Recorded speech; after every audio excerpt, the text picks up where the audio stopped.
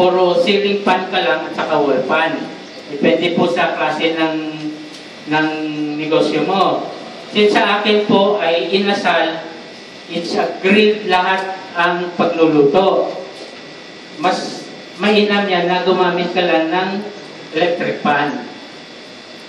May isang wall fan ako na doon nila nilagay yung submeter. Yung submeter, nilagyan nila ng extension cord para makonect nila sa kuryente, para magkaroon ng supply. Bago yung isang supply ng submeter, nilagyan nila ng extension cord. Doon ngayon nila sinuksak si electric fan. Nung sinaksak nila si electric fan, alam naman natin na pag may kinukonsume yung metro, iikot, di ba? Nung wala pang kape, yung electric fan na dinemo nila sa akin, umiikot. Binalangan namin mga around 60 revolution per pansa. 60 seconds. One revolution ay 60 seconds. Ano? Kwan po. Alam ko, nakita ko, sige. Ngayon, nilabas na nila sa kape. Nagulat ako ngayon. Gago itong mga tutang, nilulok ko. Binutasan po nila. Ang procedure po kasi natin, pag ito po yung kape natin, kaya po natin binubutasan. Kasi ito po ay may hangin. Ang purpose po ng hangin dito, para wag pong tumigas yung air fan component po dito sa loob. Pinutasan nila ng 3. Kinupi po ito. Binalot po ngayon sa cordon. Ito, binalot sa cordon. May kwento pa po yan. Napahiya po sila sa akin. Ganito po ang kwento lang po, isi-share ko sa inyo. Si isang electric fan, nung kinabitan nila ng isang piraso, tumigil si submeter. Di hangana ako. Sabi ko, taripangan natin yung isa. Nung sinaksakan po nila ng isa, naglagay sila uli ng isang kape. Hindi nila ngayon mapahinto ang metro, hindi nila mapabagal. Di pinapawisan na ngayon sila partner, mga offline. Kasi talagang babarahin ko sila, niloloko ko talaga ako eh. Yan po yung mga tatandaan nating senaryo. Kasi kung dinanas po nila sa akin, pwede nyo rin pong danasin. Dapat po, alam nyo na kaagad kung ano yung dapat o remedy na gagawin. Di, ganun nga po. Abay, tagal na namin nakatingin sa metro eh. Ako, malabo ang mata ko. Ginamitan ko pa ng cellphone para makita ko yung pag-ikot. Nung hindi na talaga bumabagal, nagdagdag sila ngayon ng kape. Nagdagdag sila ng kape. Dalawang kape. Tig-isa bawat electric fan. Hindi pa rin po humina. Lalong palaisipan na talaga sa akin. Sabi ko, tigilan nyo na kaya. Kumain na lang kayo. Nung dinagdagan po nila yung nagtatlong kape na po sila, doon lang po humina ang takbo ng metro. Yun po yung aral na dapat din tandaan natin doon sa bagong papasok na installer, doon sa bagong papasok sa negosyo na to, na pag dalawa ang naglo-load sa isang either extension cord yan o saksakan yan, nagbabago po ang consumption ng current. Hindi po yan pareho din. Yun po yung mga idea na nangyari na nung nagtatlong kape na sila, bawat electric fan, doon lang po bumagal yung flow ng submeter. Yung yung indicator. Di ngayon, medyo nakumbinsin nila ako kasi ayos to ah. Ang tanong ko kagad po sa kanila ay magkano ba yan? Nox. Ayun na sir, 2.5 lang po. Kasi gusto nilang i-promote din sa akin, 2.5 lang po, 8 box. O sige nga, kapitan nyo nga yung restaurant. Marasa, dami kumakain, nagkakabit sila. Ang isa pang pula ko po is, kung kayo installer o marunong kayo o hindi, dapat nyo rin pong isipin na meron din pong presentation yung ginagawa nyo. Hindi lang po basta-basta kayo may ibalot nyo sa electrical tape, sa masking tape, sa duct tape, yung kape. Katulad ko po, nagkakabit pa lang sila, hindi pa tapos yung 8 kape. Pinulaan ko na po yung isa nilang kasama dahil sabi ko sa isip ko, ako engineer, mas magaling pa ako magbalot nung ginagawa nyo eh. Yun po yung pangalawang yung pointers na dapat tandaan po natin. Kasi sa mga nandito po ngayon, marami pong kategory tayo. Meron po dyan dito sa atin na gusto lang maging financer. Mayroon po dito na gusto lang maging installer. Mayroon po dito na gustong inegosyo talaga. Yun po, yung mga kinikwento ko po sa inyo ay tandaan nyo lang po, hindi po kayo mapapahiya sa kliyente nyo. Yes. Yung pag-demo po pag-demo po sa isang appliances, kung ilang kape po ang dapat ikakabit, yung pagbabalot po ng kape sa mga cordon, kailangan din po may presentation. Nung natapos po sila sa restaurant, naghintay po ako ng 1 buwan. Sabi ko, ano kaya to, effective? Nung bill po ng December, tumaas lahat, di ba? Naka-TRO ito. Di ba sa atin nagbayad, di ba sa atin hindi. Dito, hindi ko malaman yung computation pa kung bumaba si kuryente o hindi. Lumabas si January na bill, naging 14,000 na lang. Gulat din ako. Tumawag ako sa kanila kasi naalam din nila. Isa pang tatandaan natin, importante na mayroon tayong planner. Sa bawat kliyente natin, kailangan may planner tayo. Ngayon, ang date natin ngayon is 5. Lagay natin April 6. April 6. Nagkapit tayo kay Juan de la Cruz na bahay. Lalagay din natin doon na itatanong nyo rin doon sa mga kliyente nyo, kailan po dumadating yung electric bill nyo. Sasabihin niya, every first week of the month. Nilalagay mo doon, first week of the month. Kaya po natin ginagawa yun, kasi po, isang tao lang po ang makabitan nyo, posibleng magbigay po sa inyo kaagad ng kliyente na wala kayo kahirap-hirap, hindi na kayo mga kapitbahay, hindi na kayo pupunta pa sa ibang lugar. Unahin nyo muna yung community nyo.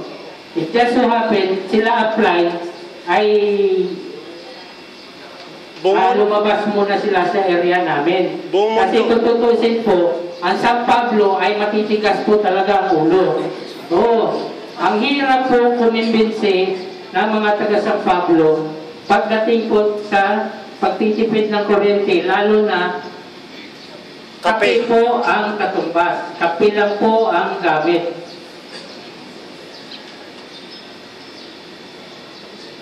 Yung mga pointers na yun po ay isulat nyo dahil yun po ay makakatulong sa inyo dahil kahit isang kliyente lang po, alam natin, yung kliyente na yan, mayroon niyang manukan, meron niyang mga anak, meron niyang mga kapatid, may mga pinsan yan. Pag pinagiging niyo po sa isang kliyente niyo, binigyan niyo ng service ng maayos, in-approach niyo yung pagkabit ng kape ng maayos, hindi na po kayo mag-market pa sa iba. Tanong niyo na lang po sa kanya, ma'am, baka yung mga kapatid mo gusto mong kabitan din natin. Diba?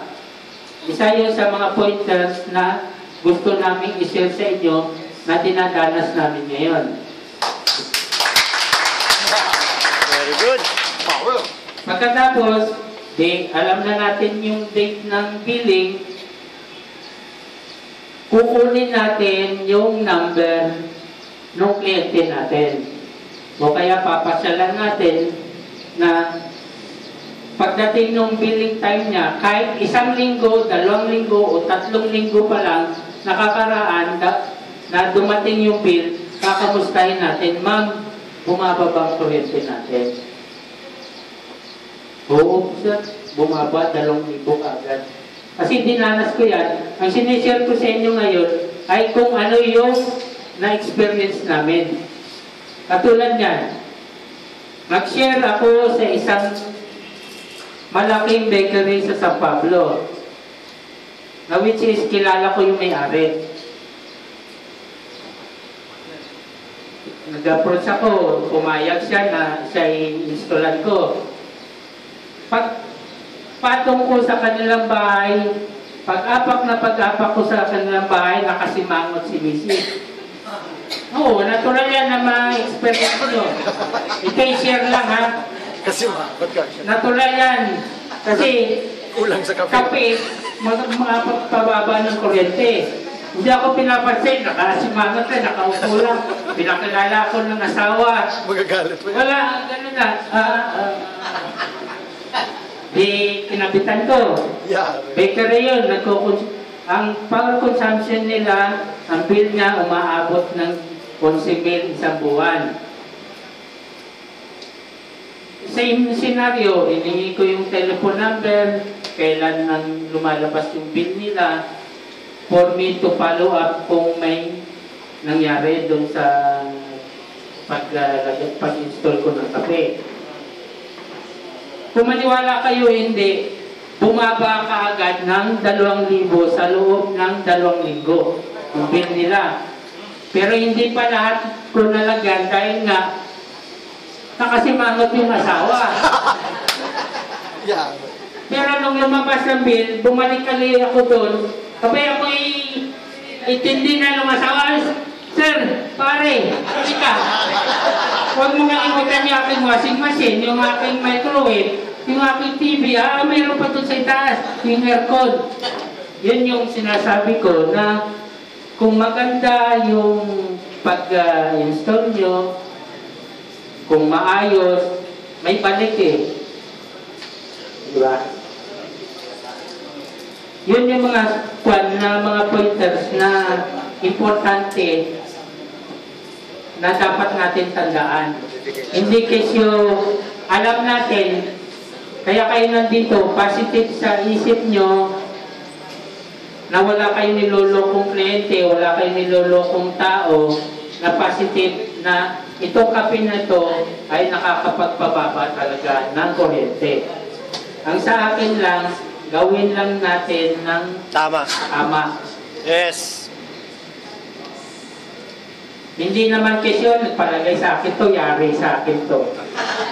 Na 10 box lang dapat to, gagawin ko 15. Pero mo, 5 times 500, magkano 2,500, ay yari ka sa akin yun. Hindi dapat, kasi ang approach dapat natin, magtanim muna tayo ng kliyente. Dahil, So, kwan yan eh, parang kabuti So na wisely. kung saan tutubo Tama ang eh. ginagawa mo.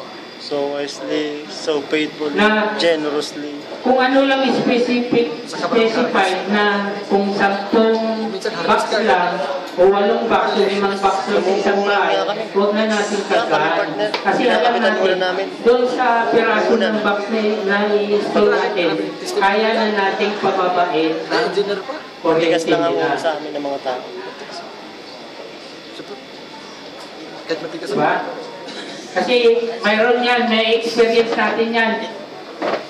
May temptation minsan ang pagkakabit ng yan, kapit na yan, sa atin.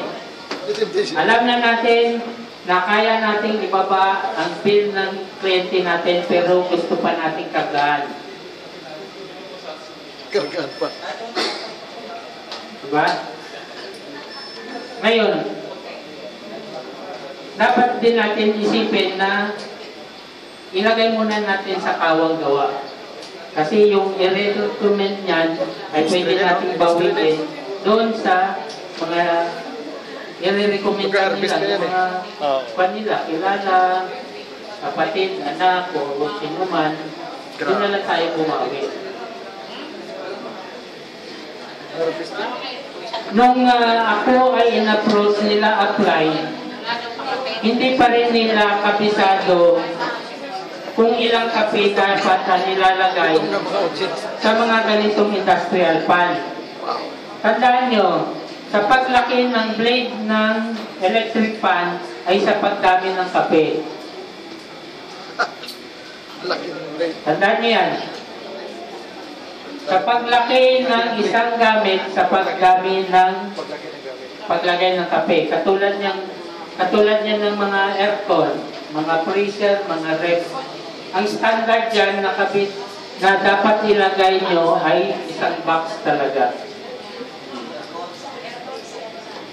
Sa freezer, sa ref, sa freezer, at saka sa mga ref, sa iba pa, di motor.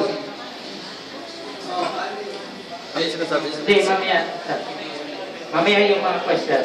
Tapusin ko lang yung history kung paano ko na-upgrade na lalo ko pang napababa yung electric bill ko. Di ganon, balik tayo dito. Nung January, ang bill ko ay naging 14K. Parang hindi pa ako, kaya pa palang ibaba ito. Ano kaya paglaruan ko itong mga gamit sa resto? Lahat ng kinabitan nila na tig-tatlong kape, dinagdagan ko ng tig-dalawa. Nung dinagdagan ko ng tig-dalawa, nung February, ang bill ko naging 12,000 na lang. Kunente ko rin sa kanila kasi minomonitor nila ako eh. Sabi ko, kaya pa. Mataas pa rin. Ano kaya pag-aralan ko ulit? Yung mga freezer, ang kinabit nila, kasi sa busyon natin, 6 box lang. 6 sachet. 6 sachet lang. Sabi ko, dagdagan ko kaya to. Nung March, dinagdagan ko, inusto kong tig-10. Ang freezer ko, 2. Ang ref ko, 2. Meron pa akong mga bubbler. Yung mga bubbler ng iced tea, kung ano. Dinagdagan ko, 10 ko lahat yun. Ang bill, naging 11 na lang. 11K. Sabi ko ba, kaya ko pala. Meron pa akong mga gamit na hindi nilalagyan. Sa kaka-aral ko sa YouTube kung ano yung ibig sabihin ng voltage equals to IR. Voltage pulses current through resistor. Doon ako nagka-idea na sabi ko, pag sinakal mo ang voltage, ang current humihina. Correct. Sinakal mo current, humihina pag sinakal mo yung current, humihina yung flow niya kahit standard si voltage. Kasi yung kape natin, pag binalot mo sa wire, ito nag-i-stand na parang resistor. Na anything na papasok dito na current, Napipilter. kung ano lang yung specified na current na gagamitin ni isang gamit, yun lang ang i-absorb niya. Kaya mong kontrolin, kaya mong pag-aralan. Kasi, kahit 2 box, 3 box ilagay mo, hindi naman masisira ang gamit eh. Kundi kaya mo lang kontrolin. Kaya nga si Meralco, mayroong distribution charge, kung anong mga charge. Dahil actually, dun sa metro nila, hindi nila kayang sukatin talaga kung ilang voltahe ang pumapasok sa bahay. At saka yun ang gagaling sa mga power distributor niya. Hindi nila kayang talaga yun masukat. Pero yung gumagawa ng kuryente na yun, alam nila kung magkano ang ginagastos nila para i-supply sa Meralco. Kaya itong mautak si Meralco na, sige, papasa ko pa sa consumer yan. Yun yung mga generation charge na nakikita natin sa bill natin. Kasi sa pagtakbo ng kuryente from supplier to sa mga substations, may mga losses yan. Yun yung mga kanina na tanong na sa paghaba ay may nalulos na kuryente. Ito yun. Kaya si Meralco, pinapasa naman sa atin yung burden na yung generation loss na dineclare sa nung mga mga supplier ay pag pinasihan nila yung mga metro ng lahat na consumer ay mayroong ilang bilyon na hindi talaga kinonsume ng consumer na tinacharge sa kanila ng power producer. Doon ngayon lumalabas yung tinatawag na generation loss na kinakarga sa atin. Ang trabaho naman ni kape, since na voltage pushes current through resistor, since na yung 4 major components ng ating kape ay extractor kung tawagin, nagpipino, kung ano-ano pang pwede niyang mag-intern, yun yung trabaho niya na kung ano lang yung specific na current na i-consume dapat ng gamit, yun lang yung papasok sa kanya. Depende kung gaano kadami na kape ang nilagay mo. Through our experience, doon sa mga malalaki, 1 box na kagad ang nilalagay namin. Sa mga ganyang kalalaking industrial pan, ang standard yan, dapat yan ay 5, hindi 2. Napuna ko yan kanina eh. Sabi ko dapat 5 yan. 5 kape dapat yan. Kasi sa paglaki ng diameter ng blade, sa pagdami din ng kape. Tatandaan niyo yun. Pag plastic na mga blade, 3 ang maximum ng 3, 2. Yan. Pero pag kita nyo na bakal, ibig sabihin, ang motor niyan malakas kumain ng kuryente. Doon yun ngayon dagdagan naman. Ngayon, balik tayo dito. 11,000 na lang. May napanood ako sa YouTube at sa natin, sa CF Wellness na YouTube, na gumagamit sila ng extension cord para ma-modify na para makatipid din si kliyente. Isa din yun sa tatandaan nyo. Pag ang isang kliyente nyo ay medyo average lang ang income, na kaya lang ay 2.5 talaga, o wala pa nga sa 2.5, i-consider nyo na paggamitin siya ng extension cord. Bakit? Kasi sa extension cord, pwede tayong bumili ng 4 na plug na saksakan. Basta yung specific na taba ng wire na bilhin natin ay tama din na kaya niya ang load